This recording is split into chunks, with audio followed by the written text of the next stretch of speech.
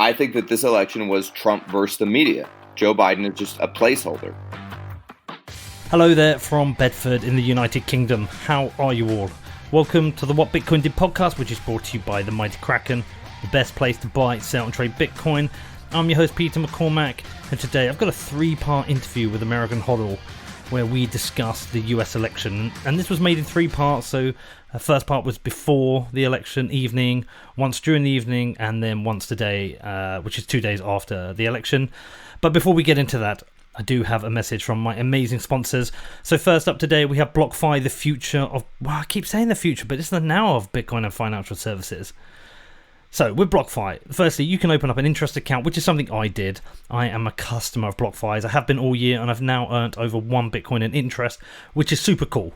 So you also can become a customer, and you can also start earning interest on your Bitcoin. Also, using your Bitcoin as collateral, you can take out a USD loan and you can fund your BlockFi account directly from your Bitcoin wallet. They also have an amazing mobile app, so you can manage your BlockFi account on the go. Loads of cool things happening with BlockFi, loads of cool things coming next year. Some things I know about, which is very exciting. So if you're interested in checking BlockFi out, I recommend you do your own research and then head over to blockfi.com, which is blockfi.com. Also, let's talk about Kraken. God, I love Kraken. The mighty Kraken. The best place for buying and selling Bitcoin. And it's the only place I use for buying and selling Bitcoin. And you want to know why, right? Well, firstly, they are consistently rated the best and most secure cryptocurrency exchange. And security is really important to me. They also have amazing customer service. So listen, if you've got a problem, whatever it is, and whoever you are, and wherever you are, if you reach out to Kraken, they're going to get that shit sorted for you. Also, if you want to start trading Bitcoin, they've got every tool you could possibly need. So whatever your level of experience, even if you're new to Bitcoin, you can sign up at kraken.com and start trading straight away. It could not be easier. But they also have a beautiful mobile-first app, so you can trade Bitcoin on the go. And with their margin trading, futures and OTC desk, they have every option covered for you. There is no better place to trade Bitcoin, and you can find out more at kraken.com or download the app, which is available for the iPhone and Android. Just search for Kraken Pro, which is KrakenPro. Okay, so onto the show today, and I caught up with American HODL on our 1 Bitcoin bet on the US election results. So back in, I think it was in June, I tweeted out that I would bet anyone $5,000 that Trump would lose the 2020 election, and HODL jumped on and took the bet. And now listen, look, let me give a bit of background to this. It's not that I'm a Biden supporter, and funny thing is a lot of people think, especially Americans, think I am a lefty. I'm not. But it's funny that right-wing people think I'm left and left-wing people think I'm right. And to be honest, I just have like a mixed set of ideas. I don't really feel close to any party. If I lived in the US, I'd definitely want to live in a red state. I spent a lot of time out there. Over 50, 60 times I've been to the US. And I really love Texas. I spent a lot of time there. I love it. I just don't feel like I can't vote. I'm not American. You're probably thinking, Pete, shut the fuck up. You're just a Brit. Stop interfering with our shit. But I do love America. It's my favourite place in the world to go and visit. And I have no issue with the Republican Party. I just think, and I'm really sorry if this triggers people, I just think Trump is a moron. I think he's done some amazing stuff. I think he was a dead cert to get re-elected until COVID hit and Black Lives Matters. And I just think he handled some things badly. And I felt like he would lose the election. So I put it out there. HODL took it up. And here we are. At election time, seeing who's won. And it's been quite the roller coaster. I followed the election all evening. I didn't get any sleep. I kind of went in confident of a win, not just because of the polls, but I was confident of a win. And then by about 3 o'clock UK time, it flipped and it looked like Trump was going to win. So I went to bed thinking, bollocks. I've lost half a Bitcoin, and Bitcoin was like trading over 14k at that point. And then I woke up and things had changed again. It swung back to Biden. And it looks like Biden might win, but I don't feel like any kind of vitriol in this because, I don't know, it's just been such an ugly election. And seeing like America, parts of it seem to tear itself apart and everyone just kind of hating each other. It's not nice in a country I like because it doesn't matter where I go, red state, blue state. If I've been to Wyoming, I've been to Portland, I've been to Texas, I've been to LA, Florida, New York, Boston, Washington. I've been all over the states, and everywhere I go, red state, blue state, I get treated really well. So seeing this has been a bit sad. Anyway, with the election and with the bet, I decided to get HODL back on so we could talk it. So, so we recorded about 30 to 45 minutes before the election, about half an hour during it, and then half an hour today, just kind of tracking what's going. I hope you enjoy it. If you've got any questions about it, then please feel free to reach out to me. Sorry if you just think, piss off, you Brits, stop having an opinion on our language, go and sort your own problems out. I agree. Our country's a shit show anyway, but I don't know. I just have a little bit of love for America. So anyway, I hope you enjoy it. Do feel free to reach out to me, even if it's to troll me. My email address is hello@whatbitcoindid.com. Outside of that, I've also been making some content about this election. I made the first show of my series called Chaos, which is about the US election. And it's about that. It's about divisions between the parties. I'm just kind of trying to hold up a mirror to understand why there is so much division and what's causing it, and whether it can be, whether there's anything that can be done to improve things. So I hope you enjoy that. That's it, defiance.news. And as I said, if you've got any questions, you can reach out to me. It's hello@whatbitcoindid.com. Okay, so as this interview is split into 3 sections, I'm just going to do little sound bites in between one so you know where the breaks are when it happened. So this is the first part of the interview. We recorded this on the day of the election, but I think it was morning US time, afternoon UK time. So really before any results had started to come in. What's up, brother? Hey, what's up, man? How you doing? I'm excited to spend your Bitcoin. Well, I don't think you've won it yet, dude. I don't think you've won it yet. What are you gonna spend it or just hodl it? No, I'm gonna hodl it, of course. I mean, I'm gonna spend it 10 years from now in maybe a nice villa south of France, something like that. See, I'm gonna spend it slowly, and I think I'm gonna spend it a little bit every day over the year, and every day I'm going to send you a photo of what I spent it on. Yeah, it's terrible. I was telling somebody, I was like, man, it's so terrible if Pete wins my money, because I just assume he's going to spend it on, I don't know, stupid English crap like bangers and mash and tea and crumpets and stuff like that. Some shepherd's pie. Maybe like. The worst thing is the actually I'll get it worse than you, the victory on Twitter. I'll get it worse than you because I think most people are on your side. Yeah, because they all think I'm I've had it this week. A couple of people have been like, why the fuck are you so pro Biden? I'm like, go and find one tweet I've said positive about Biden. Just find one tweet, please. Show me where I've said Trump's a moron because he is, but find me one pro-Biden tweet because I haven't. Even crypto Twitter, which skews more liberal, is heavily biased towards Trump. Crypto Cobain was putting up polls, and I think they were 65% Trump. And the Ethereum crowd is much more liberal than the Bitcoin maximalist crowd. But there's there's a lot of confirmation bias in this, right?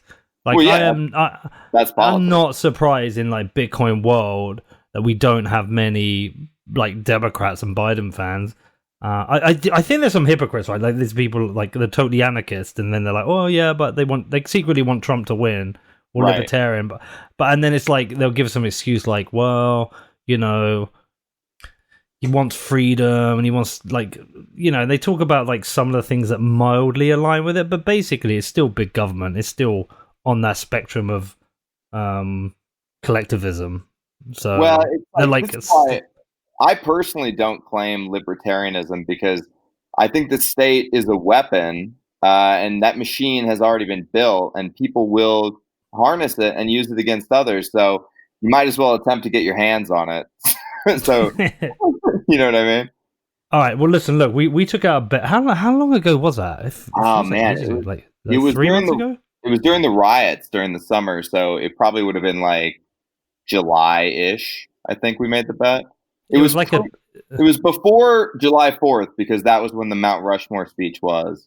Yeah, and I remember I took the bet before that speech had happened, and I was feeling kind of shit about the bet when I made it, which is the hallmark of a good investment. I felt really terrible about it the moment I made it because I was like, fuck, Pete's probably right.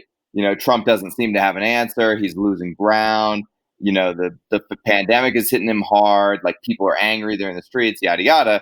And then the riots went on from 3 days to a week to the whole summer.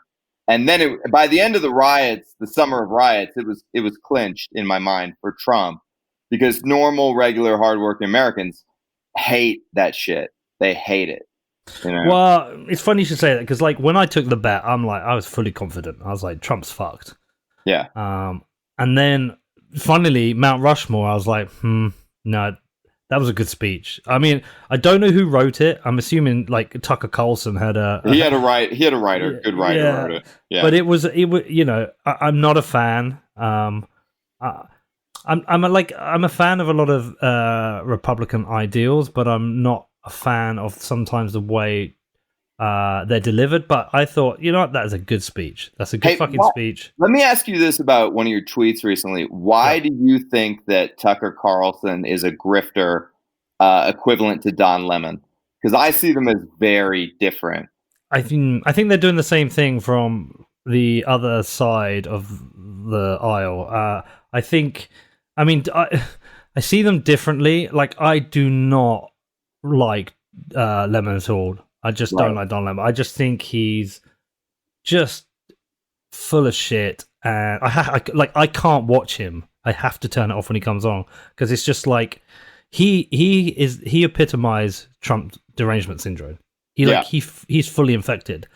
Whereas with Tucker Carlson, sometimes he says some good stuff, sometimes he's full of shit, sometimes he makes me laugh. He is completely partisan. And my problem with all of these people is like the best thing was the Matthew Taibbi vomit milkshake email. Do you subscribe to his Substack? Yeah, well, I read the tweet threads about it, but I don't subscribe to his Substack. No. It's perfect. He was like, they're both fucking shit. And he said he gets it right. He was like, when you say Trump's a liar, people are like, no, he's not. But he said it perfectly. He said Trump is probably the most lying president ever and the most lied about president ever. Right. And that was the perfect way, because then you can mix it up and you can go, well, maybe he lies because he's so fed up of being lied about and it's his way of fighting back, blah, blah, blah. But he did that and he got it right on both of them. That it's just two terrible fucking candidates. Whereas someone like Tucker Carlson, he has to play into that politics is entertainment. Got to get our numbers up. We've got to support our base. Yes, he might, he's not the worst, but at the same time, it's not journalism; it's entertainment. Yeah, for the base. It's entertainment for sure. He's not as bad as Don Lemon. Let me just tell you, I am not a Fox News watcher. I mean, I'm switching back and forth right now between. I got Fox News on at the moment, but I switch back and forth between this and CNN because I like seeing the different perspectives, and they're obviously crazy biased. It's like watching. Yeah. Two just totally different movies play out. But since the summer, since the riots, and Tucker's message about the elites and how they have abandoned regular class Americans and things like that, there hasn't been honestly a word that's come out of his mouth all year I haven't agreed with 100%. Right? Because the elite class has really hollowed out our country. And, people like Joe Biden, right? Trump to a lesser degree, because Trump made the bulk of his money on American real estate, but the elite money class has been hollowing us out to China for pennies, really. Like Wall Street has been selling us to China for pennies, selling our IP, selling our American innovation, and letting China basically rape our country. I think that we are the world Davos man idealism of the Clinton era and the Clinton administration. It is, just very at a base level, it is an ideological cover story for plunder. They were stealing and hollowing out the American middle class. And, this has been my opinion the entire time about Trump. And Tucker Carlson's been saying the same thing, is that it doesn't matter who Trump is as a person. He's a piece of shit. We all know that. We don't know, none of us really like Trump as a person. We don't think he's a man of high moral character. He's not necessarily somebody you'd want to leave in the room with your wife, right? Et cetera, et cetera. But he is standing up for the voiceless in America. The people like Hillary Clinton think that because they made a bunch of peasants in Mexico, 2 times richer and lifted them out of it from extreme poverty to regular poverty at the, while shoving their countrymen under the bus, that was okay or morally justified. And, it wasn't. And people are very upset about it. And as they fucking should be, man. And, I think you're going to see that show up today. It's been my theory the entire time. And I don't think it's changed. Yeah. Well, it might be like our last election because, it was very much the Conservatives coming into our last election with kind of a strong base, and we had like the Labour Party going for a big push. It was an absolute fucking landslide. Like, they got absolutely killed, and the Conservatives stayed in power. I think they're fucked next election because of COVID, but they got absolutely fucking destroyed. But I say that, I say it's similar, but I still think this one's kind of hard to call. I'm not confident either way. It's so hard to call. It's like I can't even call it a 50-50 because a 50-50 says it's close. I actually don't know. I can see a scenario where it's a Trump landslide. I can also see a scenario where it's a Biden like landslide, and I can also see a scenario where we wake up in the morning. It's like, yep, off to the Supreme Court, because there's different indicators pointing at different things. So, for example, the absolute massive confidence of the Republican base is one indicator to me that Trump's got it again. But the second indicator is the number of people who have wanted to speak to me about it because of the stuff I make, who I think were definitely previously Democrats, who have flipped, and their arguments makes me think. But then there's other things like, I was watching a thing earlier about the volume of mail-in votes. Like in some of the, I don't know if it's counties or states, but some of the stats I was seeing is that the volume of mail-in votes that they've had already surpassed the total votes for the last election. Yeah. And so that 101 million, they just said on TV. 101 million. That's a fucking lot. Yeah. That's a lot. If everything stayed about the same, that's actually a good indicator for the Dems, because mail-in voters tend to be more from the Democratic base. And on will tell you though, just anecdotally, like fine line. I'm saying on those fine line states where they were close before, that could, if it's similar, it could swing it. If it's not, if Trump's got more support, then I don't know. I feel you, but Trump has been telling his base to stay home and vote on election day. He's been telling them that everything's fraudulent, et cetera. And I've driven by several polling locations just this morning, and you obviously can't, you can't know who people are voting for, right? But the parking lot is full of pickup trucks. There are a lot of American flags. There's a lot of men in line. All of those things lead me to believe that all three of the polling locations, and the lines were fucking huge, dude. They were massive. I've never seen lines like this. Did you? I mean, did you vote? I sent in an absentee ballot like a week ago. So for Biden, right? Of course. No, Trump, baby. I'm a former Obama voter. I know, so you told me, man. Yeah, I have not voted since 2008. And because, in Mitt Romney, I was like, I had already soured on Biden in 12, or Obama in 12. But I was like, Mitt Romney, I don't like this guy. Then in 16, I hated both, obviously. I thought Trump was ridiculous. I thought Hillary was evil. And so I was like, my choice is between a clown and basically this woman who has done unspeakable acts of terror against anybody who's been politically dissonant against her. So I stayed out of that one. But then, the riots, man, fucking pushed me to get off my ass and vote and flip everybody around me. So I got, a lot of people who are around me, like wife, mother-in-law, uncles, etc. And I was like, we're all going Trump. Like, and these people are not as politically tuned in as I am. And I was like, we're all going Trump.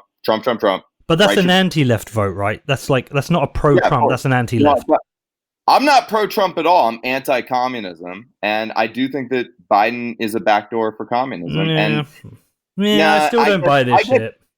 I get that you don't believe that, right? But even if you don't take that, let's take that off the table. Mm-hmm. We have an entire media establishment that is pulling for one party. We've never had that before in American life. That's so dangerous. I just can't even. I am not going to gift whatever that is, that Democratic superpower. I'm not going to gift them the executive branch. There's no way. Let me ask you something. Do you think are you saying that entire media apparatus is pulling for Biden because they've declared they have, or because of the way news is being spun, and that's your read from the kind of like the stories that are going out, blah blah blah? Like, Well, it's a lot of things, right? Like some of them are obviously biased. MSNBC is obviously biased. Yeah. Some of them are non-obviously biased. CNN, ABC, NBC. Some of them are incredibly biased. Like the New York Times is full of social justice warriors, and that's an insane thing to me. Also, I come from a media family, so my father used to be the vice president of a large media organization, and he oversaw like 180 papers. At my like I've walked through newsrooms and all that. My entire life I've been around the news and been around reporters. And reporters used to be blue collar guys who really, they had an axe to grind against the powerful, because the powerful were the people who had fucked over their parents when they were growing up, right? And you can totally understand that. It makes sense. And these were like the guys who would, grind it out, like beat the pavement, go to the bar afterwards, drink hard. They were like really good guys, right? They have all been replaced by these little pissy young girls who went to Princeton and went to Yale and Columbia and think they're better than everybody else. That's not fair. That's not all of them. There's some really good journalists out there. Even at the New York Times, there's some fucking good journalists. It's very rare to find good journalism inside of these institutions, Pete. Like, if you want to, I agree that Matt Taibbi on Substack is probably amazing journalism. Yeah. I don't subscribe to it personally, but I think Taibbi is a really smart guy. But inside the New York Times, the institutions are whole cloth fraudulent because of their incentives. They've been saddled with the embedded growth paradigm, and the money fucked that up, and we know about all that stuff. Yeah. So like their incentive is, and the business of journalism is dead. It used to be that you had a regional monopoly, and it was a license to print money. And then when the internet democratized information, there was no way to make money anymore. And I watched it happen with my father and the other newspaper executives. Revenues just went down, down, down, down, down. Yeah, it became clickbait. And everything's clickbait now. It's because of the way that online model was. Because I lived through that with with my agency. Is that it was the whole banner model that you had to have certain number of page views to hit the impressions, blah blah blah. So what gets the impressions? Clickbait.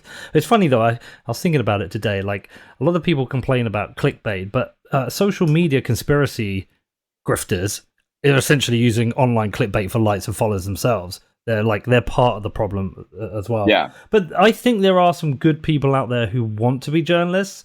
But I agree with you. It comes across as like a very left bias. But because I'm doing this, I'm doing this chaos thing, right? Right. We should talk about that as well. I'll talk about that in a minute. Yeah. But I'm gonna. I haven't listened yet, but I want to. Well, I'll tell you what happened with that. But I'm definitely going to do a look into the news and why this has happened. Perhaps because news is now, like you say, it's not journalism; it's more media and entertainment. Maybe it draws a different type of person now. Maybe a lot of it is activism. Well, it could be, but some of it could be personality based, and location based. Are these publications mainly in California and New York? They're going to maybe attract more kind of left leading people.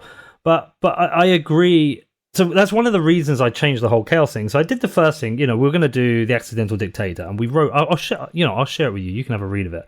We did about eight of the chapters, right? But it was more like an audio book than a series, and it was just a full investigation into him. And most of it you can't actually argue with. Like we did, the accident was that he didn't think he would ever become president, and he did. And it was mainly a revenge against Obama. That's what we think. But we looked into his entire business career, the people he fucked over in Atlanta, the banks he fucked up. Like he has got a ropey track record. He is not. Oh, yeah. The only way he's a successful businessman is he's bought properties that have grown in value, and he's leveraged the value of those. Some will say that's smart. I think the trail of destruction he's left for hardworking Americans and other businesses, especially in Atlanta, I think it's itself pretty fucking bad, right? So we went through all of that, but I've got someone like you in my ear, I've got Junseth in my ear, everyone on Twitter in my ear going, "You got it wrong." So I just had to take a step back, and I was really struggling with it. I was thinking, there's no point telling this story because all I'm going to do is have people who like Trump go, "It's bullshit," and people who don't like him go, "Yeah, it's great." So you achieve nothing. As a content provider / kind of journalist, you achieve nothing. So we decided to approach it completely differently, and it is so fucking hard to find the truth about anything. Yeah. Dude, anything. Literally anything. Like, give Hunter Biden's laptop as an example, right? Either he left a laptop in a Delaware store with a bunch of pictures on and a bunch of emails looking like he's doing some dodgy business deals. Or he didn't, somebody else made that happen, right? And one side's like, why isn't this being reported? Why isn't the news reporting this? There's clearly something going on here. And then lots of like, let's get away from the just definite like left places. It didn't even feel like Fox wanted to run the story. Like, Fox weren't like heavy on the story, and I was like, well, why are Fox not heavy on the story? I can't find any objective truth. So I can't find objective truth, yet you've got a presidential debate where the president is using that information.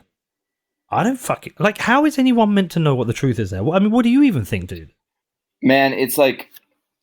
A few years ago, I felt... I'm a smart person, so I felt like I was ahead of the conspiracy theories and that the people who were being duped by them were, stupid people. And that was true, I think, let's say 2016, right? It's not true anymore. The smart people are being duped like crazy left and right. I remember watching something where Michelle Obama, who I consider a very smart person, was duped by some QAnon conspiracy theory, and she was out there presenting it as actual fact. And it's just, in the, like, let's say in North Korea, the way they, or, Russia, the way they control dissent and the way they control information is to put stopgap measures in place and to actually control what you're seeing. And in America, the way we do propaganda, and in the entire Western world, the way we do propaganda is to flood the system with information. I mean, it is so hard to figure out what to pay attention to, especially when you're a normal person who's got to go to work and get up and you slept bad and your kid's being a brat. And it's like, I don't know what's on Hunter Biden's laptop. Who fucking knows, right? Like, it's so confusing. These are these are not only the most confusing times on record, these are the dumbest times on record. I feel collectively much dumber than we used to be, right? I was explaining to my wife about the media and how the media calls elections earlier today. And I was like, it's always been sort of a polite fiction based on estimates and everything. But it was a fiction that worked because everybody believed it. And now it's not a fiction that works anymore. So the entire way we've constructed this democratic process is grinding to a halt. Because for years, we've let the media basically announce the winners. And even the New York Times was on Twitter today saying that, the media are supposed to be the ones who announce the winners. It's at the it falls on the shoulders of the media to announce the winner of the presidential election. And it's like, why is that the case? We have such better systems now that we could build to prevent things like this. Well, you haven't listened, but I'm going to make you listen to it. But what I decided to do with this first one, I found a Republican guy who's never voted Democrat. And I got a friend who's a Democrat who's never voted Republican. And I just had to talk to them. And you know what's really fucking interesting? Two things. I don't think the sides are that far apart. I think there is a radical left group of rioters and by the way, I think within that, there's a whole bunch of people who are just opportunists who saw a chance to loot stores and get some free shit. And I don't think they're of a political persuasion. I just think they took advantage. But I think that radical left Marxist group, I think it's actually a very, very small number of actual democratic people. I don't think there's big. I think, like the same, I don't think there's a big percentage of the Republican base, which is white supremacists. I don't think it's that. So, but it was actually quite interesting the amount of things they kind of agreed on, right? Like, the things that they found important. But one thing that stood out where both of them said is, like, I think this guy Chart said, the Republican guy said, like, news is in your face now. The politics. It used to be distant from us. And he said, and sometimes you'll sit down with your crazy uncle and he'll tell you his conspiracy theories, and that was it. And Julie was saying with regards to her, she was like, it's everywhere. It's ubiquitous. You can't get away from it. I get an alerts on my phone. Yeah. And that's the thing. Everyone's been drawn into it, and it's been gamed by the media companies as entertainment. And now we're all like pitted against each other on, and it's really funny. Like, Julie's husband also wrote to me a really great email with like some things in there where he was saying, essentially we create false arguments over false positions. So, for example, if it's abortion, you're either against reproductive rights or you want to kill babies. And there's no in between. Where actually the argument's in the middle. It's like global warming. It's like the end of the world or protect the oil industry in America. Yeah. But there's actually everything that's important is in the middle. But someone like Trump or even Biden, definitely Trump more in this instance, but definitely like Biden, they want a soundbite. Yeah. A soundbite. And then the soundbite is a chorus. And that's no fucking use to anyone. Right. Well, totally. And also we're in a position where we killed God. I mean, we don't have God in our society. I'm not a particularly religious person. I mean, I've probably been what you could consider a devout atheist since I was 13 or so. But then I did a lot of drugs and I was like, you know what? Like, shit's crazy. So who knows what's going on, right? But I mean, humans tend to have a religious module in our brain. And we look for religion in everything. And when we don't have a God, we make politics our God. This is our God now. This is Sunday church service. The battle for America's soul. That is literally the Democratic slogan, right? This isn't the battle for souls. This is the battle for which assholes get to rule over us, you know? And it's also like, you're right about it being ubiquitous. I mean, the fact that end racism is in the end zone at the NFL is like insane to me. You know, it's like the vast majority of people are not racist. Like, you know, I stood in Grant Park when Obama got elected, and I thought that we were living in post-racial America. Dude, and let me tell you something. It's going to be, you know. I interviewed that dude Zuby, and he says some really smart things sometimes. But one thing just blew my mind. He said the demand for racism far outweighs the supply. Yeah. He's big fucking time. Right. Big time. Well, and for me, I think part of the reason like why I voted Trump is because I view this far leftist, you know, I don't like this equivocating that's going on between QAnon and Antifa. Antifa is much worse and much scarier than the QAnon thing. Antifa is like the KKK at the height of their powers. They're everywhere. It's invasive. It's in all institutions. This social justice bullshit has invaded our schools, our governmental bureaucracies, our military. It is pervasive, right? And if you don't drink the Kool-Aid and go along with them, they're going to lynch you, like legitimately. It's going to be digital and it's going to be reputational violence, but that is still real to a vast majority of people. And if it affects your ability to earn or provide for your family, it is definitely a type of violence. Yeah. So, well, that's why that thing, Brian Armstrong. Feminine energy too. Yeah. Very female. But that's why that Brian Armstrong thing was brilliant, right? That for Coinbase, he gets a lot of shit all the time. Yeah. And, you know, some people say rightly so, whatever. But that thing he did with Coinbase was absolutely brilliant. I thought it was great. Totally. He's like, get this shit out of here. We're here to grow our company. We're here to make money. Get this shit out of it. And by the way, if you don't like this, here's a generous severance package and go and do your own thing. And so in doing that, he got rid of all the annoying people who do want to talk about that shit. I thought that was one of the coolest things I'd seen. It's like, it is ubiquitous. It is everywhere. It is affecting. It was like when Black Lives Matter happened. It cracked me up. You know, like Black Friday, you get all the emails, right, that come in from every single email list you're on with the Black Friday deal. Right. Black Lives Matters was the same. I got so many fucking. Here's our racism policy. Here's our Black Lives Matters policy. And look, don't get me wrong, right? I think there are some clear issues that need to be dealt with. There is clearly a cycle of poverty and opportunity which affects certain, and let's just say neighborhoods. And those neighborhoods might be predominantly black, but there's going to be white neighborhoods as well. But they might be predominantly black. There is issues there, and there certainly needs some investment there. But the fact that companies felt the need that they had to, like, bend the knee and do something straight away, I think reflects that there is this social pressure on companies, which goes too far. It just fundamentally goes too far. And you know, talking about the racism thing, this brings me back a little bit to the Trump stuff. You know, I agree with Zuby. I think the supply, the desire for it way outweighs the supply, right? And it's like, when I was a kid in the 90s, it was casually acceptable in white America to talk shit about poor black people. It was. And it was classic othering. Right? It's like them over there, they're bad. And so therefore us over here, we're good and everything we do is great. And look at them. They, wear their pants too low and they drink purple drink and they do this and that. Right. And it was like, this mockery of black culture that went on in elite liberal circles and in the elite conservative circles. It went on all over white America, right? That has evaporated because it's become so socially gauche to do something like that. And so nobody would dare do it nowadays. But the energy is still there. And you know where it goes? It goes to poor white Americans who are struggling just as much as poor black Americans.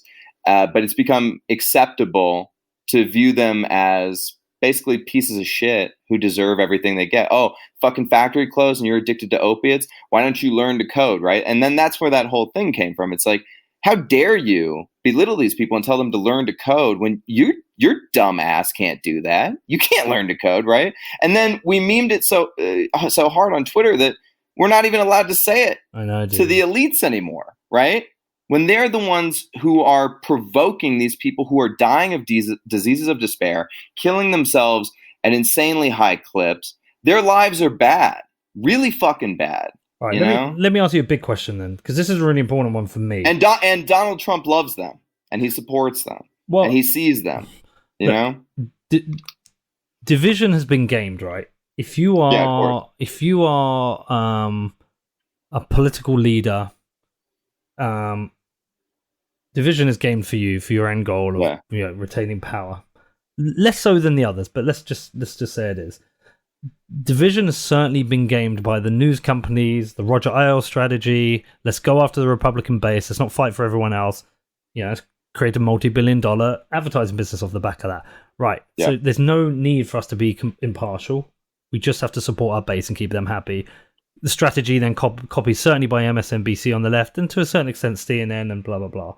Then you've got like smaller publications who game it, Breitbart as an example on the right. I don't know, a left maybe it's less Huffington Post maybe. Well, yeah, like or Quillette. Is it Quillette? I mean, I don't really know. Quillette's on the right. Yeah, is it? Is Quillette on the right? Yeah. I don't really know. Mm-hmm. What's the one? Is it Vox? I'm thinking of Vox. Yeah, maybe I don't know. Ezra Klein. But then in social media, even worse. Like if you're Ben Shapiro or Cernovich on one side, and again, I don't actually know that. I tend to know the right more in certainly on social media. But it's certainly been gamed to the point where it benefits you. The division benefits you. Like you meme someone, you insult someone, you raise it's game. So it creates more of that hate and mockery and blah blah blah. I personally don't think it's good. I don't think it's healthy. I don't think it's, and maybe that's a British view. American thing, fuck knows. I don't think it's healthy. I think it's not. No, it's not. I agree with you. It's not healthy, obviously. And the first presidential election, like everyone stood back and went, that was fucking terrible. That was a shit show. Like whoever you were, both of them were terrible. It was just awful, right? Yeah, the debate. So, that was an embarrassment. What did I just say? The election. It's all good. That was an embarrassment for our country. But if we can all agree that like this isn't good, how do we come back from it? Like I've got ideas, but myself, like how do we come back from this? Because what you don't want to do is in 4 years have the same shit again.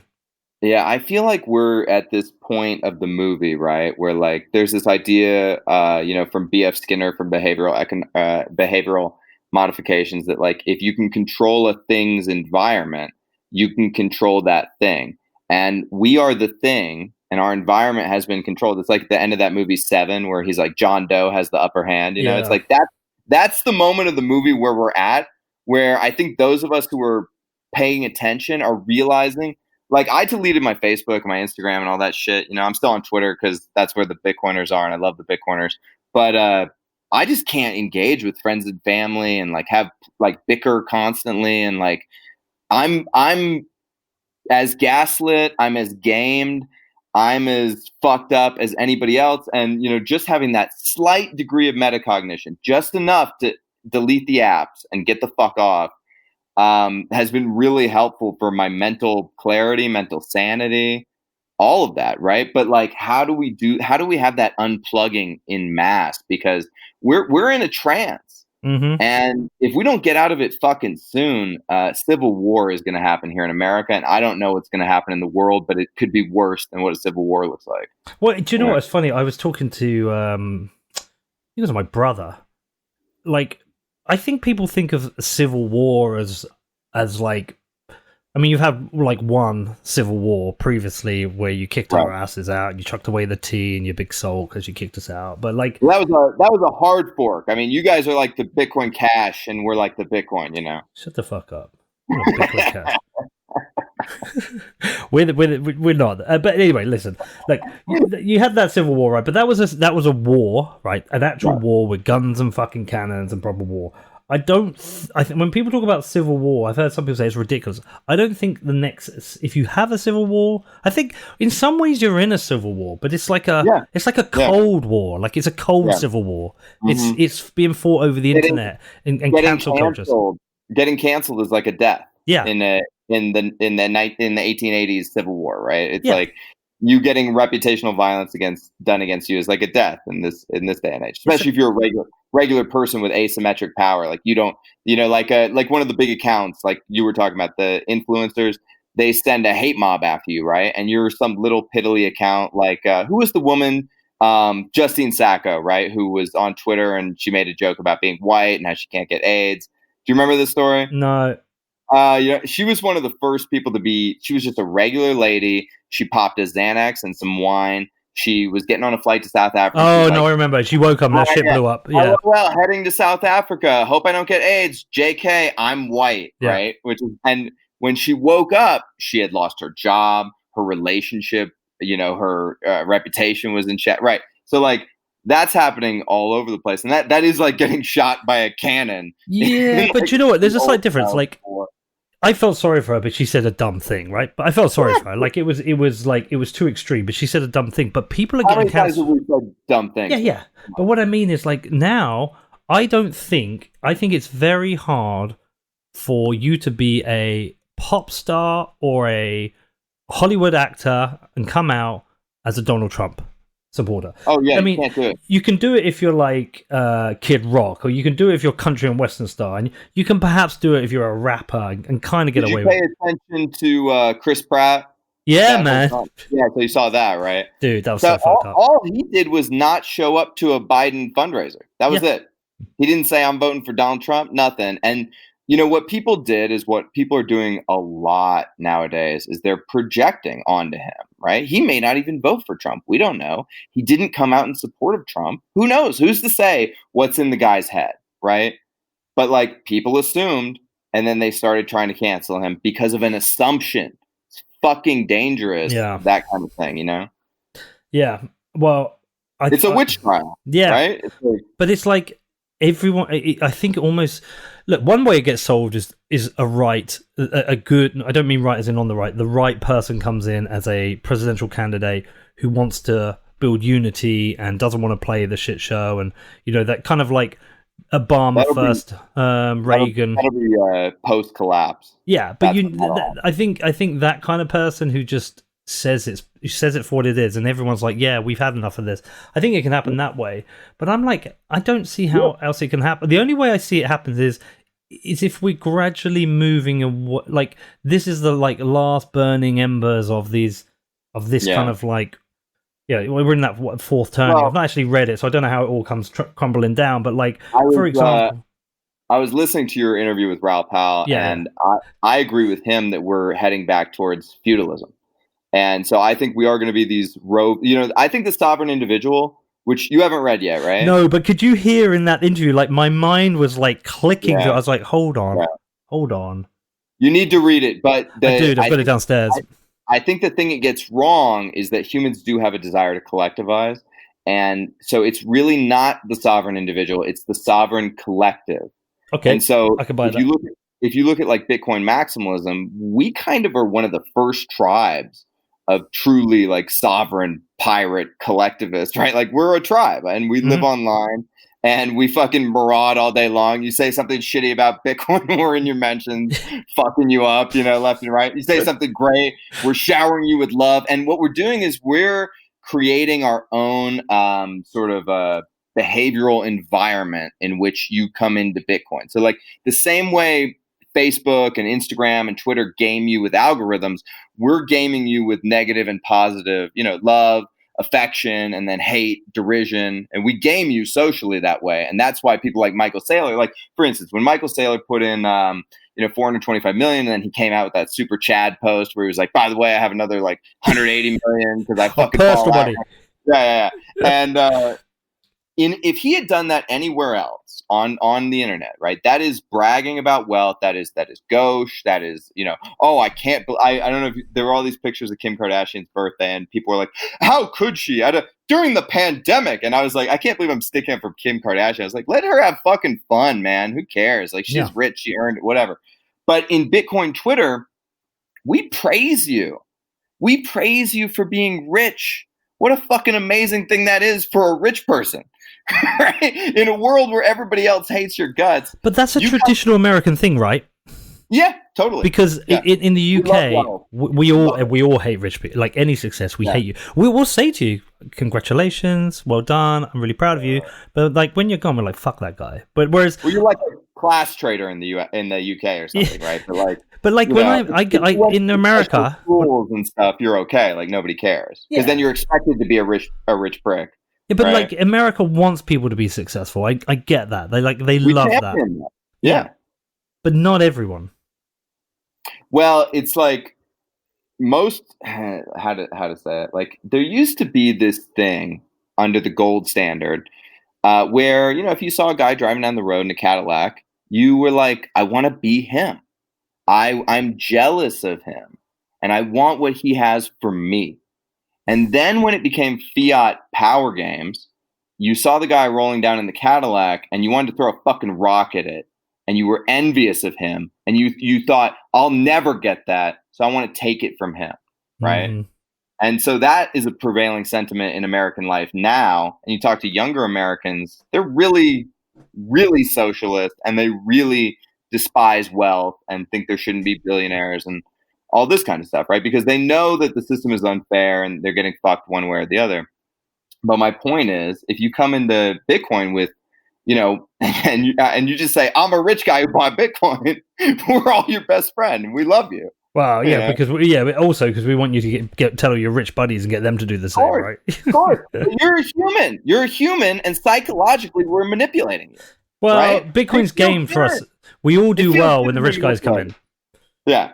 It feels good to be manipulated, man. It's like when you're with a chick. Like, if she's manipulating you, as long as she's doing a good job at it, you don't care. You're like, of course, go ahead. Manipulate me some more.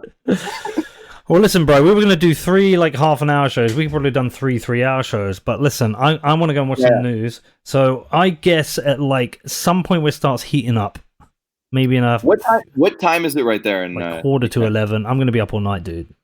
Okay, so I'll probably stay up late. So maybe if you pass out, you can hit me up in the morning. Well, no, I'll get you once before we go to sleep and just say, like, here we are, where we're at. And then what we'll do is we'll do another one, like, whenever you're up in the morning tomorrow, you hit me up and we'll talk about the autopsy or what's happening. I got to tell you, I don't think that there's going to be a president tonight or tomorrow. Well, I don't think there's going to be a president for a while.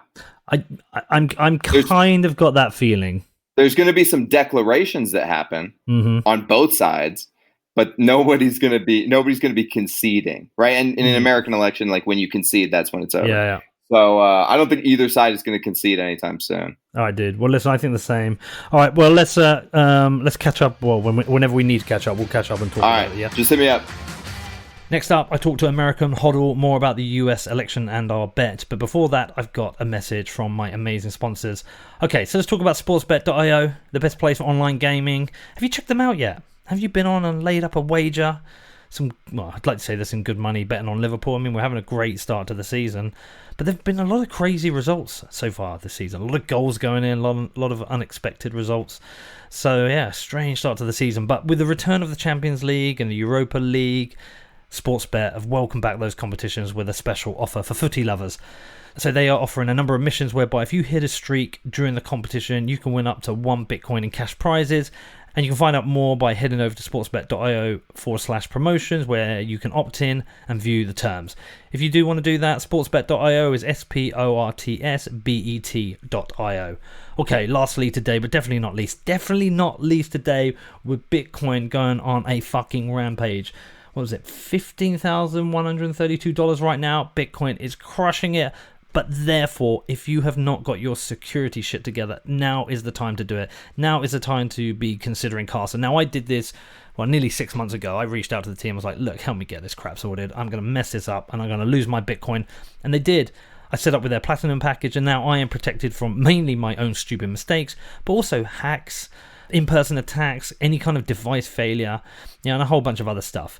Now, if you do want to check out Carlson, they do have 3 products. So firstly, Carlson Gold. With that, you get triple the security of a hardware wallet, and that's going to cost you just $10 a month. So it really is a no-brainer. With Carlson Platinum, what I have, you get their 3 or 5 multi-sig, which is the best protection for large Bitcoin holders, and that comes at a really great price. And with Carlson Diamond, you can get their full service offering. So with that, you are going to get a customized personal security review, inheritance planning, and of course, their best-in-class security. There is no better time to upgrade your Bitcoin security, especially right now. So if you want to find out more, head over to keys.casa, which is keys.casa. Now, this is the second part of the interview. This was recorded on the morning after the election, and we had been texting each other, and it was looking like Trump was going to win. And then I'd got up in the morning, and things had started to swing back in favor of Biden. So this was recorded then. It was very early for HODL. I think about 4 a.m. for him, and mid-morning for me here in the UK. Yo. Okay, so good morning. What's up? What's the time there? Was it 4 something in the morning? 4:40. I've had 4:47. I had 3 hours sleep. I fell asleep on the couch at Me too. Twice. Once around 2 a.m. I was like, I don't know where this is going, and I woke up about 4 and I'm like, oh, this is done. I kind of watched about an hour miserably, fell asleep again, then I got into bed. I've had 3 or 4 hours sleep. But I thought it was done. I'd in my head, I nearly conceded to you. I nearly put out a tweet going, I concede, and then I woke up this morning and things started to change, and it's weird. I mean, the FTX betting markets are quite interesting to follow, but I don't think they show a good prediction. I think they show a good reality of in the moment what people are thinking. Dude, this is fucking this is not how elections go in America. Do you know what I mean? This is wild. Since I started voting when I was 18, I've never seen the votes just stop being counted. And it is especially weird that they all were stopped. They stopped counting in all Democrat-controlled states. Ooh, are you calling conspiracy? I mean, I agree. I'll tell you this. I watched Trump's speech last night. Pretty much agreed with his assessment. It seemed like, he could have been slightly more tactful maybe, but I don't know. It seems like the game is afoot.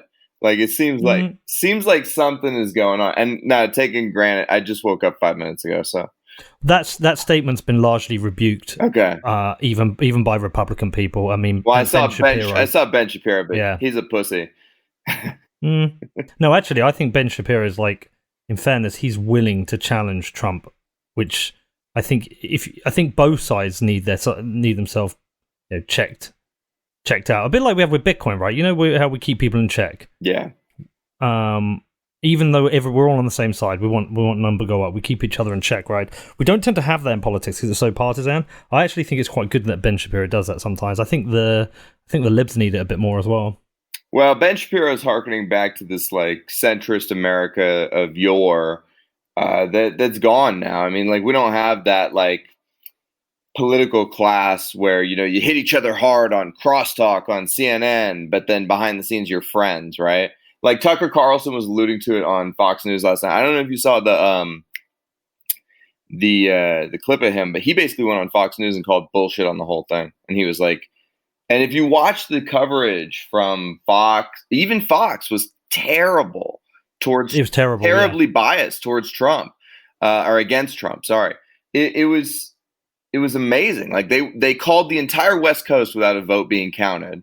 But Trump was dominating Florida. They refused to call it for forever, right?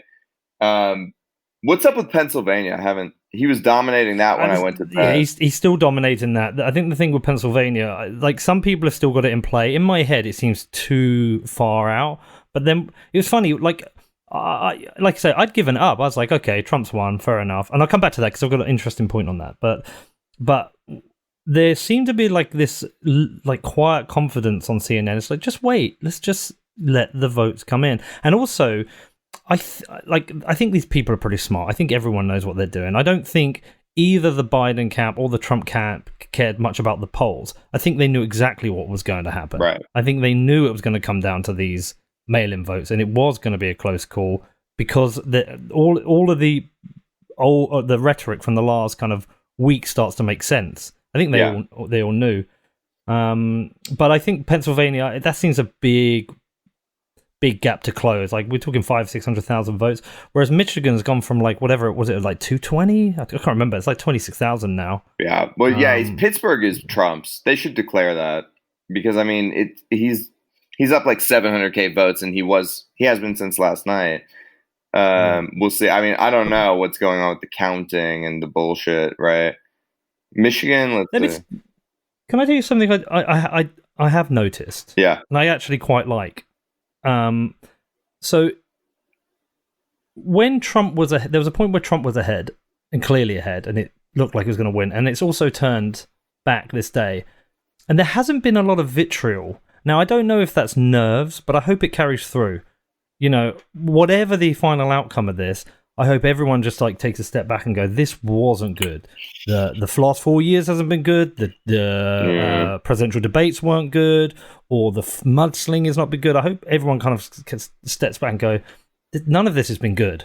You ever been to a boxing match or a fight where you're watching the fight and it's like this amazing, you know, everything's going on in the fight, and then like what happened with the Conor and Khabib thing, like after the fight, that's when things go fucking crazy, right? Yeah. Because something was seen as unfair in the fight, or there's a late punch thrown or whatever. That's sort of the feeling I'm left with over all this if Trump wins, right?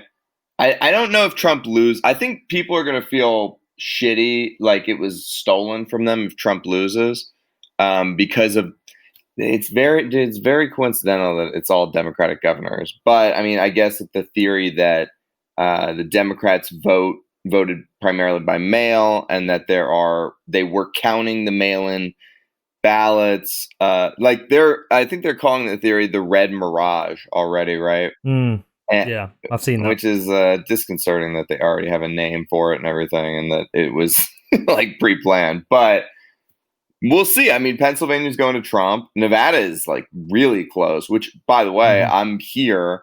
And I put all the votes in the mail yesterday. So they're going to show up late and get counted. So that's good. I'm feeling good about that. Just from my personal. It's always funny when you feel like you have an actual say in the election via voting. Like now that Nevada's in play and I'm here and I convince my friends and family to vote for Trump, I kind of feel ownership over it rather than just being like, if you're in California, I think they got trounced by 3 million votes or something, right? If you voted for the Republican side. Yeah. Well, I still see this, however it's called, over, like, even if Michigan flips, and Wisconsin flips, and Nevada holds, right? Even if that happens, and it looks like, okay, Biden's got the 270 required, I don't think it ends there. Yeah. I think that I just can't see Trump conceding. I see him almost certainly taking it to the Supreme Court, but I don't know what his angle is. I'm not close enough to know what his argument is. I mean, does he want an investigation, or is there a specific rule that he thinks is broken? This is going to come down. Yeah, this is going to come down to like really esoteric legal precedent. If it goes to court, and I think it's looking more like it will go to court, unless they call it for Trump. It's gonna be some esoteric legal precedent that's gonna have to do with mail-in ballot. Like I don't know if you saw Nick Carter's tweet about hanging chads from 2000. Do you remember any of that? I mean, it's not. I remember that. Yeah, I remember the chads. So yeah, they were like little bits of paper that were stuck, and they were like, "Do we count them? Do we not?" It was a whole drama, right? And there is some equivalent concept I think that we're gonna see in this election where there's going to be some esoteric principle that none of us know what it is, but by the end of the week, we'll all be fighting about it. Remind me what happened in 2000, though. Was Bush ahead and it went to the courts? It all went to Florida, and they recounted the entire state, basically. But did it come out that Bush was ahead? Man, see, or did it come out? They did the recount, and then it flipped. I can't exactly remember. I'll have to look. I know. I was 11, so I'll have to go back in my memory bank. Well, the risky thing here is if it is called a Biden victory, there hasn't been any reports of irregularities yet. No, there's only one thing I've seen about like 300,000 missing votes or something, but they're more likely Dem votes. There hasn't been any irregularities. If this goes to the courts and it's for some way is given to Trump over some esoteric thing, like you said, I think that's a very dangerous situation. I think that is going to rise up the kind of radical left Antifa lot. Yeah, I know. I mean, even though they like hate everyone, but I just can't see that happening. Honestly, I think for me, the best thing that could have happened was that we went to bed with a new president last night. I even told my wife when we went for a walk in our neighborhood, I was like, if Joe Biden wins tonight, I don't care. Like, I think everything's okay. I think like America's used to, it is interesting. It's like, as vitriolic as the summer was here in America, and it's the most vitriolic I've ever seen it, and probably the most chaotic and turbulent it's been since the late 60s. Americans still get their shit together. I mean, yesterday I didn't see a lot of fuckery on Twitter that was happening at the actual polling place. I saw a little, like a dusting of it, but no more than would have happened in a regular. Like somebody I think had a Biden sign up out in front of one of the polls. Some Republican guy was threatening him and telling him to take it down, and that would have happened. You could have seen that happening anytime. But I didn't see a lot of. There was a lot of talk about there was going to be intimidation at the polls, and that there was going to be Antifa or QAnon or this or that. And, honestly, I got to give America like a fucking solid A+ because we conducted ourselves pretty well yesterday. Yeah, look, there's it's kind of weird that you have these different voting rules in different states. It feels like if it's a national election, every state should have the same rules. Yeah. I mean, tell me if I'm wrong. I might be naive and missing things, but it feels like it's antiquated. It's antiquated. Yeah, but at the same time, it doesn't feel like it feels like everyone who has wanted to cast a vote has been able to cast a vote in the way they wanted to. Whether it's in person or mailing because of coronavirus stuff. Yeah, I wonder if coronavirus. Well, 2 points of coronavirus. Firstly, on coronavirus, if it hadn't happened, I don't think Trump loses anyway. I think that he was going to. He was going to dominate. He was going to landslide. Yeah. But imagine coronavirus didn't impact the decision to go to the polls. Imagine it was just something else. I still think Trump would have won. I think mail-in votes just makes it easier to go tick a box in the post box rather than actually going and standing in a line. I wonder if people just could not be fucked. Yeah. I don't know. It's a weird. It also it's a weird thing. It takes away from my my sneaky husband theory a little bit, because I think when you vote at home in front of your wife, you do it at the kitchen table, and he's the worst. He said, "Grab women by the pussies," and she expects you to mark Biden, right? But when you go to the voting booth, you're partitioned off, and you're like, yeah, honey, okay, I'm going to vote Biden. And then you're just like, Trump. So I do think mail-in votes favor Biden for many reasons, right? But that's just like a funny one I just thought of. Another thing, I think what's quite interesting, I don't think this is either a rebuke of Trumpism, or it's a rebuke of the radical left. I don't think either of those things have happened. Which sucks. I would rather have seen the rebuke of the radical left, but yeah, but you say that like in some ways it's kind of like I don't think the radical left represents the left. I think it's a very small group. It depends what you call people being radical, but there is definitely an issue on the left with cancel culture and the shaming of being a Republican conservative. I think that's disgusting. Yeah, but at the same time, I wonder if this comes to a point where people are like, well, hold on. We're clearly very divided. Two groups of people have a different set of values. We're split down the middle. We've got to find a way of working together. We've got to find out where the common ground is. Dude, Pete, normal people feel that way right now. They've always felt that way, right? It's the fucking media and the elite media institutions. Like, I sent you that tweet from Ida What's-Her-Face, the 1619 Project chick. When she found out that Latinos had voted Trump in Miami-Dade, she was gearing up a hit piece about how Latinos weren't real Latinos. I mean, that. I know, but fuck her. No, but she writes for the New York Times. So this is why we're so confused, is because we've been looking to these institutions for so long to, be, fact-based, cogent, make sense, be sort of a guiding light for us. And they've been hollowed out by this weird, extreme anti-left, anti-American sentiment. And I agree with you. Regular people want to get along. Dude, it's not like it is on TV. You can tell your neighbor. I know. What? Look, you can tell your neighbor you voted for Trump or whatever. Like, they don't care. Dude, I've been to the States like 60 times, and I've been to New York, Wyoming. I've been to Texas. I've been to LA. Portland. I've been to all different places. People aren't that different, right? Yes. Somebody who lives in Williamsburg in Brooklyn is very different from somebody who lives in Wyoming, like, of course. But generally speaking, I still find them proud Americans, care about their family, care about the country, want a strong economy, and everybody wants the healthcare thing fixed, just in different ways, right? The problem is, as you said, it's the fucking media. The media games it because it's to their benefit. Yeah. If anything, the best autopsy of this would be something to happen to the media. I'd like to see a rise of a proper, fair, balanced, independent, non-partisan news source. I think that would be great. Yeah. And I would like to see a rebuke of this kind of cancel culture stuff that's sprung up from the left. I think, like I said to you about Brian Armstrong, I think what he did at Coinbase was fucking brilliant, and more people should be talking about that. I back him for sure. And, I've said for a while that I think that this election was Trump versus the media. Joe Biden is just a placeholder, right? And, I think the media anchors, from watching the coverage last night, I think they were pretty stunned that Trump was doing as well as he was, because they think they have a lot more power than they actually do. And, there's like a Wizard of Oz situation where we've all seen behind the curtain and we know how full of shit they are. I mean, they're living in a world that's 15 years ago where we weren't all sending videos to each other, right? So the minute they do something, it's being taken apart online and postmodernized, right? And when they do something wrong, their mistakes are blown up like crazy. They don't get to just go on and be like, well, yesterday, Jan, we made a mistake. Silly us, right? Yeah. They don't get to do that anymore.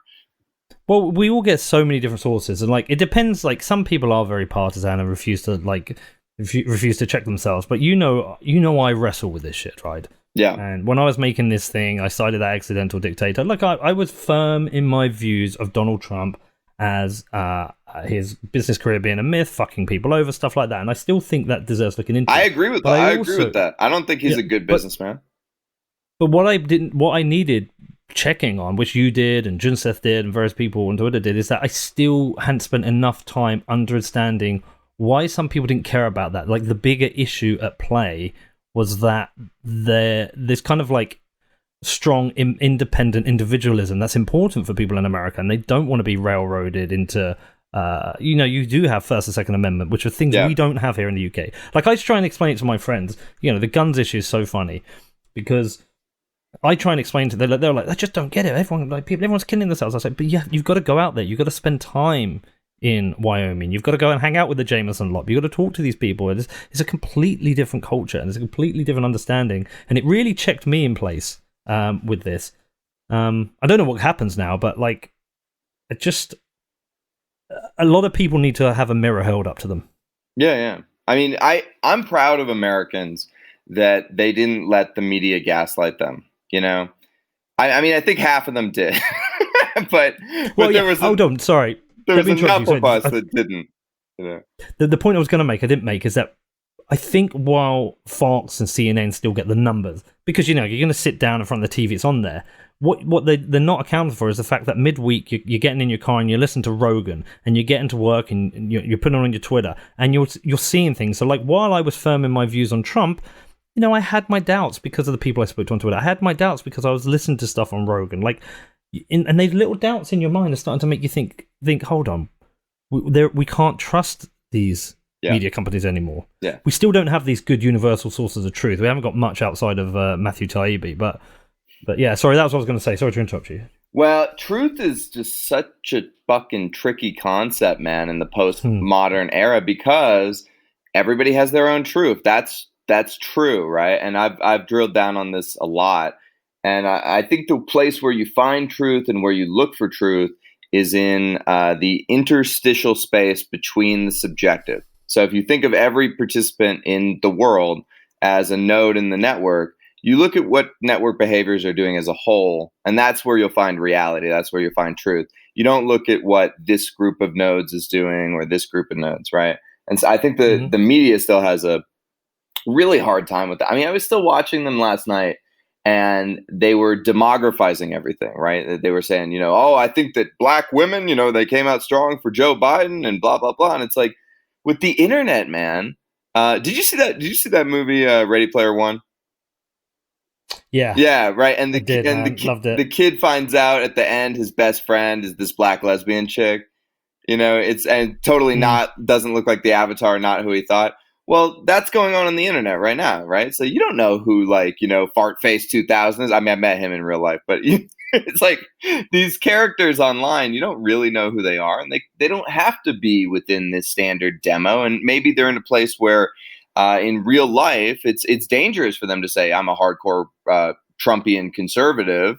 And so they go online, they have a MAGA profile, and that's where you're seeing it, right? So it's so outdated for them to be like, black women did this, and Latino men voted this way, and this and that. It's like, it's racist. Well, I mean, I think in some ways, though, you need better leaders to be able to not be embarrassed about it. Like,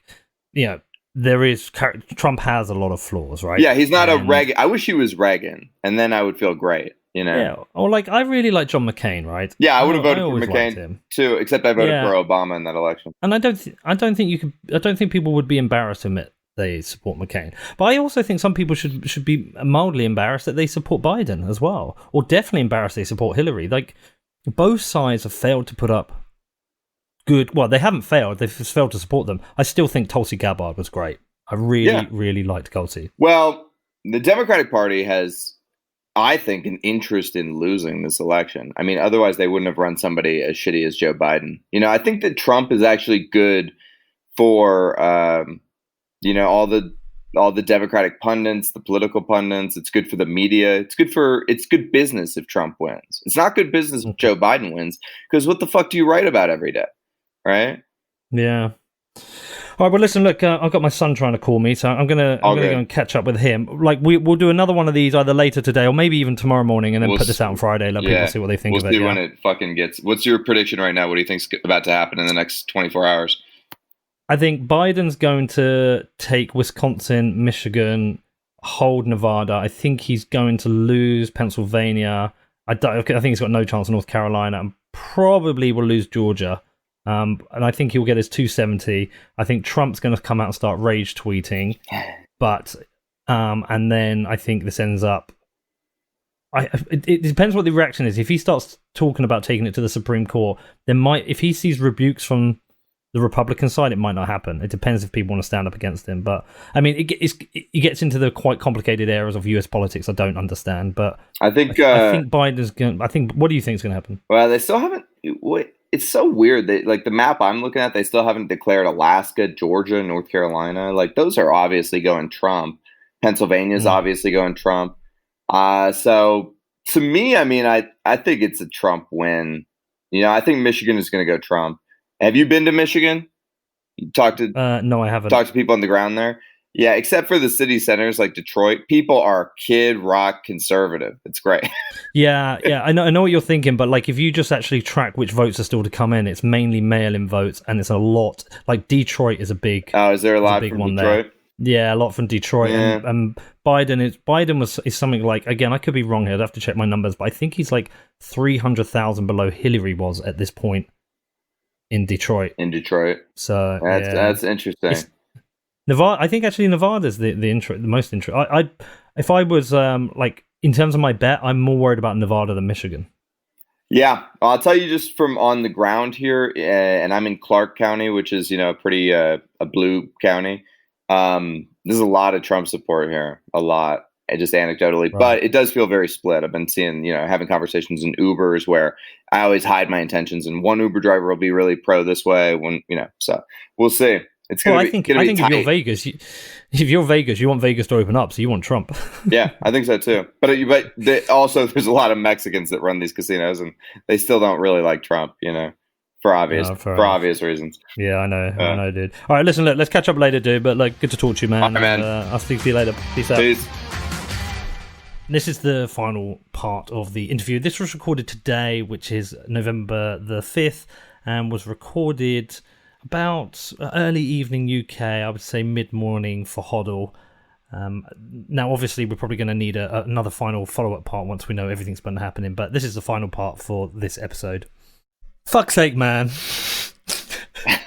Dude, listen. I told you we weren't going to have a winner, dude. I told you that. I know, but do you know what I thought we would know? I thought we would know who's most likely to win. I thought we'd have like a count, like someone would have hit like the 270. I thought we'd got to that point. Yeah. I didn't think we'd be... Not even. Do you know what's strange? Is that even after, like, yesterday when it was clear there's some fuckery going on, right? And I'm not going to make any accusations right now. I'm just saying it's clear, like, everything was still calm. Like, CNN was calm. I'm looking at CNN and Fox and, like, trying to follow social media, and everything was kind of calm. Even like, yeah. and like, in fairness to the Fox, I think they were pretty balanced about it all, right? And today, it feels like the tension is just like starting to like really explode. I tell you what's going to happen. You're going to see Antifa out tonight. Yeah, well, they were already out last night in Denver. Right. Okay. Yeah, and so it's coming, and they don't even care. I mean, dude, they'll riot if Biden wins. Yeah, but Antifa. I think they're a bit more confused if Biden wins. It's like they're not angry enough. Like if Trump wins, they're really angry. But if Biden, it's like, oh well, I think we need to smash some shit up. But their ranks will shrink if Biden wins. Yeah. There'll still be like the hardcores, but the casual Antifa will go away. But even like the Republican side are like out now. Wasn't it last like one like voting place? There was a bunch of people like in Arizona. and they had their guns and they were protesting and scared the shit out of some people and blah blah blah. But right, I'm an outsider. For you, how much could this boil over? Oof. I know you worried. It's dangerous, man, because the right is starting to see this as fraudulent. I mean, I have a conservative moral palate. We always do ourselves a disservice in politics where we think, we came to these very astute, erudite conclusions. That's bullshit. It's all feelings. Mm-hmm. Some of us feel this way. Some of us feel this way, right? So I'm a person who feels, conservatively. And to me, it looks like big tech and the Democratic Party teamed up to gaslight the American public and then found a bunch of fake ballots and stuffed them in because they knew that Sleepy Joe wasn't going to win. So they're intent on dragging him across the finish line. Now, if that premise is true, if it's conspiratorial, whatever, I don't know. And it's confusing. But if I think back on the way we've been conditioned over the past several months about, all like the mail-in ballots are real. And this is, it might take days, it might take weeks. We're not going to know who the president is right away. Right. Like we've been hearing that for a long time. So I start to think we've been set up for this scenario, and the Republican side is going to be furious. Like Republicans are okay losing the election. I know that for a fact, because when I was watching the coverage on election night, I was thinking in my head, I was like, you know what? If they call it for Biden, fuck it. Like, it's not going to change my life. Like, let's just get on with our shit and, go about our lives, make money, like be prosperous, like raise good families. Like, that's how I think. But Republicans are not okay having an election stolen from them. And if there's a widespread belief, doesn't matter if it's across the aisle, if there's a widespread belief on one side, the Republican side, that this was a stolen election, that gets really bad, because you're going to have like Steve, I tagged you in this video with Steve Bannon saying, he might not be at the nation's capital when he holds his hand up on January 21st, but he's going to hold his hand up on January 21st. Yeah, but Steve Bannon's a fucking moron. Like, cannot be trusted at all. You can say Steve Bannon is Machiavellian, but he's incredibly smart. Yeah, when I say moron, I don't mean he's dumb. Like, he is smart. I've seen interviews with him, comes across great. I just mean in terms of, like, he is so partisan that I think he would break the rules. I think he would be happy with tyranny. Yes. And I'll be honest, again, as somebody with a conservative moral palate, the more chaos goes on, the more riots, the more dissent, the more social conditioning and the canceling and the basically the DDoS that the left has performed on our society over the past several months, I become very okay with some very authoritarian measures because I just have a desire for somebody to put it right. Now I know that intellectually, no. I don't think you really believe that. No, I don't. Intellectually, see, there's a disconnect between what I think and what I feel. Intellectually, I don't think that's a good idea at all, and I would probably rather have a fake democracy where, we have this charade of a vote. And then, because who knows, man? I mean, there could have been so much fuckery in the past with these elections. We would never know because it was all behind the scenes on TV, and it was like gentlemanly conduct to concede the election and stuff. But people have been stealing elections since the beginning of time. I mean, that even in America. But right? this is the thing I was concerned about. Let me say, firstly with Trump, and then I had an argument with my brother about. Okay, yeah. So my brother is very left-wing and considers me right-wing, right? And he was very keen on the idea of the original accidental dictator. The fact that there is the possibility, and some people won't like this, that Trump can gaslight people, no problem, right? And he could gaslight people into thinking an election's stolen. And he certainly displays dictatorial tendencies, which I know triggers people. But my point is, I believe if he was the kind of person who was in... I think he's similar to like an Erdogan or an Orban, and if he was in a weak country, he could assume the power of the state. I think it's a possibility, yes. Right? Yeah. I don't think he can get away with it in the US because I think the Constitution is too strong, and I think he'll be rebuked by Republicans. But this was kind of my point with the guy. But he can also gaslight people into thinking tyranny is okay because you've been cheated, when maybe they haven't been. But he gaslights them into thinking that. Okay, let me just respond to your point on the left. I disagree with you that there's an idea that big tech got together with the social media and decided to drag him over the line with fake ballots and censorship. But what I will say, and I definitely agree on, is that I think Trump has been treated, let's not say unfairly, but he's certainly been censored by the press and he's been lied to by the press. And you don't think the Russia thing was unfair? The Russia thing. I mean, literally, dude. Our intelligence agencies, the CIA, went after a sitting U.S. president. Well, let me come back to that. But the point I was going to make insane. Is I don't think that Zuckerberg and Jack Dorsey and everyone sat around a table and said, right, we need Biden in. This is how we're going to do it. I just don't believe those conversations happen. But what I do believe is that people who are naturally left, who run a company, will naturally have left bias leanings in their policing of their content. Therefore, of course, Trump is more likely to be censored. And I think that's what's happening. And I disagree with the way he's being censored. I actually also think it brings more attention to it. Is it intentional? Is it implicit bias? I mean, it doesn't matter because it's happening. Oh, yeah, right? But I agree that's happening. Yeah. And if you're one of the people who's being trampled underfoot by it, I mean, if you're half the country and you feel like the election was stolen, it's a very hopeless feeling. I was at the gym and I had a little fender bender in the parking lot with a guy, right? And it was like a 50-50. So we were both like, hey, man, my fault, your fault, whatever. Like, let's just call it off, And he was like, dude, I'm depressed about this election.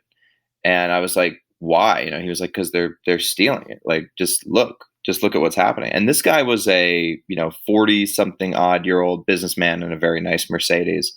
And the fact that he was feeling this way, to me, was like this signal of just like, oh, every Republican is feeling this way. Yeah, because they've been told it's being stolen from them. But like, no. Americans think for themselves. Like, where did he get that from? Like, we're all watching. Pete, we're not being told. It's the dissonance. It's the disconnect from watching what's going on behind the veiled curtain, where you have a bunch of like a faux expert class who doesn't know what they're doing anymore. They're running around like chickens with their heads cut off, and then all of the videos and the information you're getting online that contradict the narrative. Like the gated institutional narrative is something that Eric Weinstein always talks about, and he's right. Like there has always been this gated institutional thing where they just told us the polite fictions we're supposed to agree with in society. And now we have the ability to communicate with each other in real time about what's going on, like what's happening over here. And a lot of it is misinformation, disinformation. Yes. But when you sort down to it, a lot of it has grains of truth. And I'm not a conspiracy guy. I don't get down with QAnon and all that crap. I think it's junk. Right. But there are real conspiracies. Humans get together and they conspire. I don't disagree, but I think that there is right-wing media that does exactly the same as the left is doing. Okay, Breitbart does exactly the same as the New York Times. Yeah. In some ways, Breitbart is worse than the New York Times. Okay, and that happens on both sides. And people on the right tend to lean towards the right media, and people on the left towards the left media. But just as an example today, like I still believe you have to stand by the democratic process, and then you have to go through certain steps if you want to challenge and legally challenge. I don't know if factually there has been voter fraud right now. I know there's a number of allegations, but just following the tweets that came into me, like the first one that came into me today was one which was saying about dead people voting. Okay, so a very quick Google's, do I believe that there are people in the Democratic Party submitting ballots for people who have died to try and get them through? No, I don't. So I did some research, and there was a piece of research done by Stanford University that said every election this happens. Okay, it always happens, but it's something like 0.00003%. Okay, so then I was like trying to say, well, what is the scenario this happens? There's always error rates in everything. Everything you do, you have to have error rates. I'm imagining there are systems for sending out the ballots, and some people are still listed in that system, and maybe they're old systems, or they don't have a thing to check for, like, what's the arbitrary date that you say that someone's definitely dead? Well, for instance, one of the ballots that got counted in, I can't remember where it was, but the person was born in 1826. I saw that. So but still, what's the obviously, but how many of that's happened? Is it like 2 people? Does it swing election?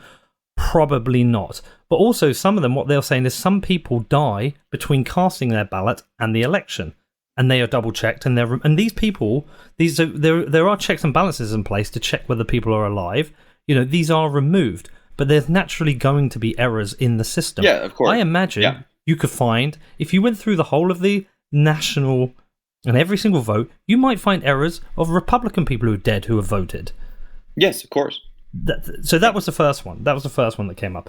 The second one that came up that said was more people had voted than were registered to vote. Right. Again, there's a lag there probably in terms. No. Very quick bit of research is the registered data they used was the 2018 midterms compared to how many had voted now. Right. But we have much higher voter turnout. And it's a pandemic and yada yada. Yeah. Yeah. What I'm saying I don't necessarily buy that one, but there's a lot that's suspicious. Okay, fine. Then investigate it. But what I'm saying is this, and it reminds me of something you said. The problem here is the speed of information. Yeah. Like I was just talking to Stop and Decrypt on Twitter, and he was like asking for answers. I said, you know what? I can't do this. I don't have the time to sit there and try and reply and research every single. No, I couldn't even get through them all day. Yeah. Okay, it's just impossible. So I've thrown my hands up on the whole thing, and I'm just like. I'm getting that same vortex feeling I get when the Bitcoin price pumps. Is like I'm just being sucked into this wake vortex, and I'm just along for the ride right now, right? Like the event horizon is in the rearview mirror, and we're here, and whatever happens next fucking happens, right? And it sucks. It feels like the eye of a hurricane right now because this could be America's last election, man. Like that's that. I don't know, man. Dude, that's on the table. If you don't think that's on the table, you're being somewhat delusional because I mean, no. I'm not saying it's not, but I just don't think it is America's last. Like, in what way? Tell me why. Well, you think that's meaning that we split apart. That America goes through some sort of a balkanization process, because that's never been more within the Overton window than it is now. And all it takes is a couple of these red states to secede. Basically, and can't Texas? Doesn't Texas have a thing that allows Texas? Can do it, but they need a certain number of votes from other states and stuff like that, but yeah, Texas would probably be first to go. I thought it was hilarious, by the way, like people were thinking Texas was going to go blue. Like, this is Texas. Texas is not going blue, Yeah, but it's a lot bluer than I realized. There's a lot of blue in the cities, but look at the entire map. Every city is a blueberry. Every city is blue. Every single city. Yeah, have you seen the New York Times have got this great map. It's really, really cool. When you go onto it, you can click on a map and it does these little bubbles, right? Yeah. So, because the maps look very red, but then what you see is all the red are tiny little dots and all the blues are big bubbles, right? Yeah. It's really fascinating to see that. And yeah, it's really fascinating. Well, it makes sense from a geographical perspective. I mean, you're living on top of people, right? So you have more of a sense of like, well, we got to all get along, and we got to do this and that. And when you're living out by yourself, you're like, nobody come near me. Like, this is mine. Yeah, leave me the fuck alone. Yeah, I'm protecting it, right? And you're closer to nature when you're in a rural area, right? And there's very much an element of human beings protecting themselves against nature. And so I think you're always going to see that. I bet you would see that in your country too, and in Europe. That yeah, less so though. Geographically, it's whilst whilst we speak the same language, politically we are very different. Right, we are very different. Here. Yeah. There's parts of like it's interesting. There's parts of the Republican Party that feel very conservative. Parts of the Republican Party that feel very much like the Labour Party, and vice versa. Yeah. I think one of the key differences is that the Labour Party here are obviously towards that collectivist idea, but here they tend to be more working class. Yeah. Whereas in the US, they tend to be more kind of big city, I would say middle to upper class. Yeah. Totally. Whereas our conservatives are certainly tend to be middle to upper class. And your conservatives tend to be more. When I say working class, also in the US, working class is also almost more like a description of like hardworking people. Yeah. Not necessarily income brackets. Well, we're also, we're not as homogenous as you guys are. Like, you guys are a very homogenous culture. There's a lot of ancestral history there, and we don't have that. We're very new. We're very young. We're scrappy, man. We're scrappy upstarts. But I think it's interesting. One of the interesting stories for me, and I've known this because I talk to people all the time. I don't get all my news from the media. I talk to real people on the street constantly. And I think a lot of people were shocked by how Latino the vote was, how many young black males voted for Trump. And because he scared them off with socialism. Right. Well, with his false description of socialism. Let's not go there. There is creeping socialism on the left by far. I mean, big time. The Green New Deal is socialistic. AOC, the Squad, Bernie Sanders, Elizabeth Warren. Yeah, Elizabeth Warren wants to tax unrealized gains in the stock market. I know. It's pure socialism. And the left has always been socialist. Every socialist policy we have in America has come from the left flank. Every single one. So yes, I don't think it's real socialism. I think it's democratic socialism. It's European socialism. But hey, we don't want to be Europe, Pete. We don't like you guys. Like, no offense. What? We don't want to be you. We like our chaotic mess we have going on over here. Well, I think some of them certainly are some European influences, but okay, listen, look, how much of what you're seeing now, like, be totally honest, because I'll be honest about it. Yeah. How much of what you're seeing now, these accusations of voter fraud, is your bias saying, like, if it was coming from the other side, like, I would be Trump was ahead. I would be ignoring it if it was coming from the other side, obviously. So we all have implicit biases. I will, and that's the most unhealthy thing here. Yeah, I will tell you that it should have gone off like the bet. We're past it, but it should have gone off without a hitch on election night. If Joe Biden had won on election night, I would be feeling very different. I would be like, yeah, I lost. I guess there's a lot of people who are pussies in this country. Like, I wouldn't have cared, right? But now that it's been all this weird shit going on, and it is weird. This isn't like a standard American election. You just start to feel suspicious, and like them not calling stuff for Trump, which is obviously Trump, right? Like, Yeah, but why did Fox not do it then? dude, the Fox stuff is really bizarre because Fox has flipped. Fox is just like CNN. I mean, honestly, I was watching both coverages. I think CNN's coverage was better. It was more accurate. Well, do you think that's Fox as a rebuke to Trump because Trump's been giving them shit? Possible, or maybe they're going out of their way to be extra cautious. They don't want to be accused of bias, or I don't know what it is, man. But Fox's coverage is more pro-Biden than anybody else's coverage. You know, it's there's a guy on Fox I really like. I can't remember his name. There's a guy I really liked. It's funny, you start to realise who you like and you don't like. Like, I quite like Anderson Cooper. And I know he's partisan, but I quite like him. Yeah. I cannot watch Don Lemon. Don Lemon's atrocious. Yeah.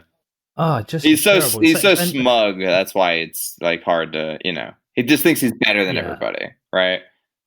And I can watch Tucker Carlson, but I just find him a little bit full of shit. All right, look, we're probably going to have to do a follow-up to this. I know. I think we'll know by the end of tomorrow, we're going to know what the vote What should we... is. I said that I would... On Twitter, I said I would concede when Trump concedes.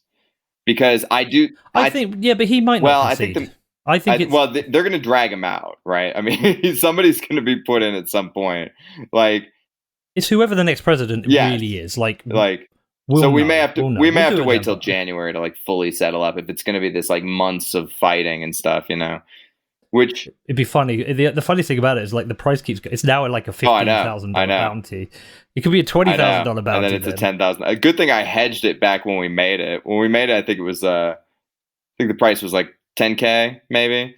So yeah, I think it's a bit under. I hedged it out back then, so I'm only going to be down 5 whatever if I lose. But yeah, dude, I think... how's this going to play out? Here's what I think is going to happen. I think the media is going to call it for Biden today or tomorrow. And then I think Trump is going to challenge in every battleground state, every state where it was close. There's going to be a month and a half of lawsuits, extreme legal challenges left and right. They'll be trying to uncover voter fraud. They'll be trying to do recounts, et cetera, et cetera. And then, so you'll see these stories pop up like now Georgia's in play, now Arizona's in play, now Nevada's back in play, stuff like that. I think that's what we're in for over the next like month and a half, 2 months. And I think it's going to go all the way into early December or mid-December, at least. Right. I'll tell you what I think is going to happen. I think they'll call it for Biden tomorrow. I think Biden's going to take... I'm unsure on Nevada. I think he's got Arizona. I'm unsure on Nevada, but I think he'll. He's gonna take Nevada because our governor is very Democratic, and there's been a lot of fuckery. In Nevada, you can put in a ballot 7 days later. So people can put in a ballot right now. It'll get there and it'll be counted in Nevada. Okay, I think he's going to take Pennsylvania. They seem very confident. You think Biden is going to take Pennsylvania? Yeah, because he's like 120,000 behind with 780,000 votes to be counted. And then mail-in votes. I just think he gets Pennsylvania. If he gets Pennsylvania, that's pretty much game over. If it's decisive, Georgia's going to get close. But I think Georgia will go red. Yeah, but it's gonna be close. And I think he'll call it. And I think Trump's team's going to go into overdrive with accusations. I think we're going to see a lot of weird stuff come out. I think Project Veritas are going to be doing their stuff. Tucker Carlson will be losing his shit. But what I think will happen is I think overturning a decision which has been awarded is quite difficult. A bit like what happened with Bush, right? Yes, it's like I think that that's high risk. I also think some Republicans will start to also rebuke. I mean, it's already happening, right? If you pay attention to the Republican side, there's a lot of people being like, this person's a fake Republican, this person's a fake Republican, because they're, what happens is when you live in DC or you live in New York or LA, wherever, I mean, you want to go to the parties with the Democrats. You want to be invited and accepted socially, right? So it's like a lot of them are fake Republicans. They don't have the true courage of their No, but I conviction. mean, like at senator level, I think some. Well, yeah, I think a lot of those are never Trumpers. That's what I'm saying. It's like a lot of the elites they want it to go back to how it was. But it's very you know? difficult to stand up to and oppose Trump. Like Mitt Romney did so at his absolute peril, right? He's been absolutely destroyed things. Like he's not. My understanding, he hasn't performed. He's Utah, right? He hasn't performed too well. No. Well, here's the thing about the Republican Party. No matter what happens with all this, the Republican Party has found its voice for the next generation, and that is a coalition of those who were left behind. And it doesn't matter what color or class they are. You know what I mean? It's going to be the party of the working class, which is what the Democratic Party used to be. But the Democratic Party has become elite soccer moms who drive their fucking expensive G-Wagon and look down their nose at other people, right? So it's like... But imagine the next one, like the next leader of the Republican Party, the next kind of nominee, took the best qualities of Trump in terms of standing up for the working people, But he had character, yeah. But had the character... It would be better. Like, had civility and unity within him, and also... the right amount of progressiveness to swing some more people over from the blue side. I think that would be positive. I think a big risk for the Republican Party is Trump's next move. So firstly, he could run again in 2024, which I think would be a disaster. But I think a weirder scenario is he's clearly going to set up a TV network because it will work. He will be able to challenge Fox. It will generate billions in revenue, probably, or hundreds of millions, whatever the money they do. But then he potentially becomes kingmaker and has a lot of influence over the Republican Party. Yeah. So, well, and this was why a lot of leftists are upset on Twitter, is because even if they win this one, they did not win it decisively. The Biden landslide did not materialize. They didn't rebuke populism or Trumpianism. They didn't rebuke any of it. And I agree with you. And I think Trump's thing from the beginning was that he wanted a media empire to challenge Fox News. Yeah, that was the original idea. Because you could see him when he was standing in the back of that, shitty ballroom in 2016 when he won. He just looked shell-shocked, right? Like, wait, what? I have to give up my good life? People are going to be digging into my business. I don't get to fuck porn stars for the next 4 years, Like, he didn't have a speech, dude. He didn't have a speech. No, I know. He was just like, well, I guess I won. Anyway, Yeah. So, yeah. I'll tell you this. Can I tell you this before we end it? Oh. I regret making this bet, not because it's looking 60-40 like I'm going to lose money to you, which it stings. That part stings. I'm not going to lie. But just the amount of attention I paid to this bullshit over the last however many months, and it's just all nonsense. Like, none of this affects my life one way or the other. You know what I mean? The only thing that matters is Bitcoin. Bitcoin is the only shot we have at actually fixing things. Hey, come on, man. Listen, look. If this had been a Trump landslide, would you have been saying, Pete, I really regret making this bet. I really regret having your half a Bitcoin. You're a wealthy motherfucker. You're all right. You can handle this. Of course not. Of course not. I would have been gloating. Exactly. Which is what I expect you to do on Twitter. No, if you win. No, there won't be any vitriol from me. There might be some little subtle jabs, but what I will do is I will take you out for once these planes are flying, I'll get over to Vegas. We'll go and have a big night out, all on me, and eat some expensive steak. I'll probably spend the whole half of Bitcoin in one night because I'm a moron. That's a great idea. I'm down for that. But you're a better man than me, Pete, because I would have been gloating all over the place. Well, I know, and but listen, the thing I would have been regretting is like the shit I would take, because if I took an L with this, because a lot of people think I'm Biden supporters, and I keep saying to them, find me a pro-Biden tweet I put out. The first one was yesterday when I said his speech was good. It was a good speech. Yes, I know why people, but it was a fucking solid speech. Well, you're weird because I get it that people over there think you're a conservative, but you're all super far left to us. Even your most conservative person to us would be on the far left. Well, we don't have guns. I mean? We don't have guns, and we don't have ranches. I know. We don't have. There's no edge. There's no edge to you guys. The worst that's going to happen is someone's going to throw a pint of Guinness on someone or something. Yeah. So it's a different thing, but like I would live in a red state, dude. I've got definitely some values that are very Republican and some. You want to live in a red state because Yeah. it's normal there. I want to Like, live in Texas, dude.